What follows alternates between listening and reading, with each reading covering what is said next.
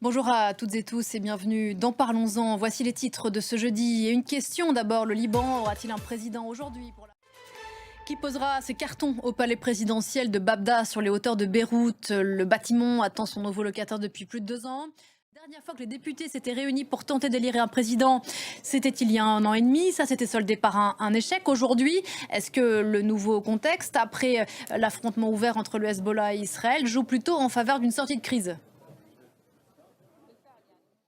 Serge Berberi à Beyrouth, merci beaucoup Serge. On vous retrouve bien sûr si un nom sort des urnes. Depuis 75 ans, les Libanais ont partagé le pouvoir entre les différentes communautés qui composent le pays. Aux musulmans sunnites, le poste de Premier ministre.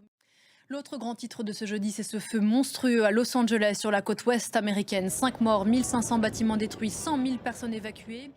Et sachez que le président Biden, qui devait aller en Italie pour son dernier voyage avant de quitter la Maison-Blanche, annule ce déplacement en raison de la situation à Los Angeles. Le calme est revenu ce jeudi matin à N'Djamena, au Tchad, après une soirée trouble. Un commando non identifié officiellement a attaqué le palais présidentiel. On en parlait en début de semaine, la rupture qui semble consommer entre Paris et Dakar. Dernière illustration avec cette décision du président sénégalais Diomaye Faye, rebaptiser des dizaines de rues qui portaient jusqu'ici des noms de personnalités françaises. Reportage à Dakar, Ali Mandao, Sarah Sako.